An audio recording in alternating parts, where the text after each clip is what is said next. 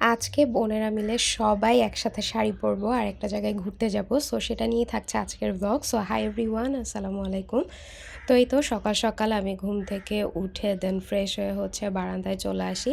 তো বারান্দায় এসেই আম গাছটা, মানে পাশের বাড়ির আম গাছটা একেবারেই আমাদের বারান্দার সাথে লেগে থাকে। সো আমি ওইটাই দেখছিলাম যে কোনো আম আছে কিনা কাছাকাছি।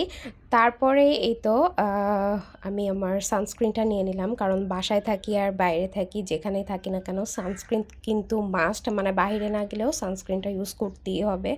সো এই তো আমি আমার সকালের রুটিনে কিন্তু সানস্ক্রিনটা কখনোই মিস করি না।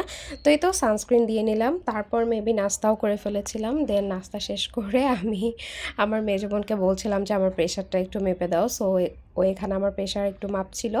তারপরে এই তো আবারও একটু আম খেয়ে নিলাম।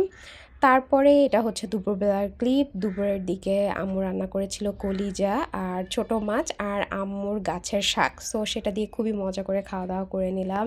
আর তারপরে এই তো আমার শাড়ি আর আমার বোনের শাড়ি বের করে নিয়ে আমি রেডিও হয়ে গিয়েছি। আমি কিন্তু একটা মেকআপ ভিডিও শেয়ার করেছিলাম, আপনারা হয়তো দেখে থাকবেন। আর যারা এখনও দেখেননি তারা কিন্তু আমার পেজটা ঘুরে সেই মেকআপ ভিডিওটা দেখে আসবে। আর এই তো আমরা কিন্তু রেডি, আমরা সবাই মিলে একসাথে বের হয়ে যাচ্ছি। আমি, আমার মেজো বোন, আমার ছোটো বোনও যাচ্ছে, বাট ছোটো বোন তার শাড়ি পরবে না, ও জাস্ট এমনি ড্রেস পরেছে। আর আমার চাচাতো বোন আর হচ্ছে আমার মামাতো দুই বোন যাচ্ছি আমরা। সো সবাই মিলে আমরা যাচ্ছিলাম। আর এই তো এখানে আমি আমার কাজিনের জন্য ওয়েট করছিলাম, কারণ ও এখনও বের হয়নি। তারপরে ও বের হওয়ার পর আমরা একটা অটো নিয়ে নিই, দেন অটো নিয়ে চলে যাচ্ছিলাম রেনিক পার্কে, মানে রেনিক যে বাঁধ আছে ওইখানে যাচ্ছিলাম আর কি। আমি এর আগে গিয়ে কখনোই কুষ্টিয়ার রেনিক বাঁধে যাওয়া হয়নি, এবারই আমি ফার্স্ট টাইম গেলাম। তো এই তো যেতে যেতে রোডে একটু জ্যাম হলো, কারণ ট্রেন যাচ্ছিলো। সো আমরা এখানে একটু ওয়েট করছিলাম। তারপর এই তো আমরা আবার চলা শুরু করলাম। আর এই তো যেতে যেতে পৌঁছেও গেলাম। খুবই তাড়াতাড়ি আসলে যাওয়া যায়, কারণ আমাদের বাড়ি থেকে খুব একটা টাইম লাগে না। তো এই তো আমরা চলে আসলাম রেনিক পার্কের কাছাকাছি। সো এখানে কিন্তু 20 টাকা করে টিকিট। সো আমরা টিকিট কেটে তারপর ঢুকে পড়ি। আর এই তো এখানে আমার মামাতো বোন দুইটা, ওরা আগেই এসে পৌঁছে গিয়েছিল। তো এই তো এসে আমার বোনেদের সবার পিকচার তোলা শুরু হয়ে গেল। আর আমিও এখানে একটু পিকচার তুলছিলাম, দেন ভিডিও করছিলাম, কারণ আমার পার্কটা বেশ ভালোই লাগছিল। দেখলাম বেশ অনেক মানুষজন আসে বিকালের দিকে। সো বেশ ভালো একটা পরিবেশ, আর ঠান্ডা ঠান্ডাও ছিল, খুব সুন্দর বাতাস হয়। সো বেশ ভালোই লাগছিল আর কি। তো এই তো এখানে আমরা সবাই মিলে ভিডিও করছিলাম। খুবই খুবই খুবই এনজয় করেছি আমরা ওই দিন, কারণ বোনেরা মিলে আসলে এভাবে একসাথে হওয়া খুবই কম হয়। সো এবার সবাই একসাথে হয়ে বেশ আমরা মজা করেছিলাম। আর এখানে আমি একটা রিলস বানাচ্ছিলাম আর কি, যেটা আমি অলরেডি আমার পেজে আপলোড করে দিয়েছি, আপনারা কিন্তু অবশ্যই দেখে আসবেন। আর আমাদের সবাইকে শাড়িতে কেমন লাগছে সেটাও কিন্তু আমাকে কমেন্ট করে জানাতে ভুলবেন না। দেন আমি এখানে আমার কিছু রিলসের শট নিচ্ছিলাম। তারপরে হাঁটতে হাঁটতে একটু নদীর ধারে গেলাম। তো ওইখানে দেখলাম অনেকে নৌকায় করে এদিক ওদিক ঘুরে বেড়ানোর জন্য যাচ্ছে। সো আমাদের যেহেতু হাতে বেশিক্ষণ সময় ছিল না, সন্ধ্যা হয়ে যাবে কিছুক্ষণের মধ্যেই, সো আমরা আর নৌকায় করে যাইনি। আমরা জাস্ট উপরেই ছিলাম, উপরের দিকেই ঘুরছিলাম, ঘুরে ঘুরে ছবি ভিডিও এসব করছিলাম। আমরা ওই দিন আসলে এত বেশি মজা করেছি যে কি বলবো।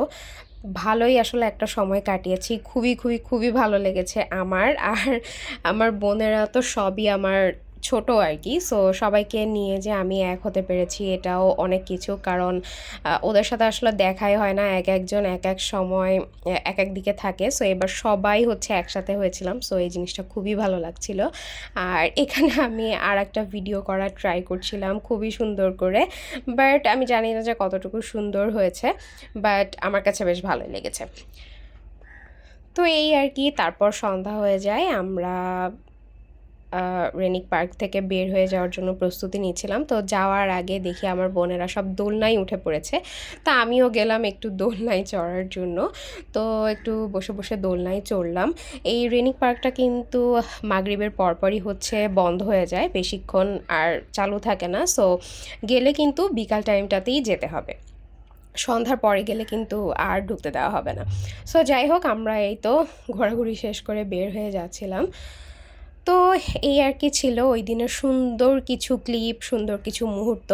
আমার তো অনেক, অনেক, অনেক বেশি ভালো লেগেছে সব বোনেরা এভাবে একসাথে হওয়ার পরে। আসলে কিন্তু মাঝে, মাঝে সব কাজিনেরা এভাবে একসাথে প্ল্যান করে ঘুরতে গেলে বেশ ভালোই লাগে, যেটা এবার আমার লেগেছে। বাট ওই দিন যে এত বেশি গরম ছিল, বাট গরমের মধ্যেও যে আমরা কিভাবে শাড়ি পরে ঘুরেছি শুধুমাত্র আমরা জানি আর কি। তারপর এই তো বাসায় চলে আসলাম। তো বাসায় এসে আমি একটু মিররে ভিডিও করছিলাম। তো আমার বোনেরাও আসছিল আমাদের বাসাতেই। তারপরে এই তো দেন আমার আম্মু, আব্বু, আমার দাদা, দাদি সবাই আর কি আমাদের সবাইকে দেখছিল। তো আমার দাদি বলছিল যে সবাইকে অনেক বেশি সুন্দর লাগছে শাড়িতে। তারপরে এই আর কি আমি তো শুধু ভিডিওই করছিলাম, আর এই তো আমরা একটু চুড়ি পরে ঢং করছিলাম আর ভিডিও নিচ্ছিলাম। তারপরে আম্মু সবাইকে হচ্ছে নাস্তা দিয়ে দেয়। তো আমরা একটু নাস্তা করে নিই এখানে। আম্মু পেঁয়াজু বানিয়েছিল, আম কেটেছিল, এগুলোই। সো এই ছিল আজকের ব্লগ। আল্লাহ হাফিজ।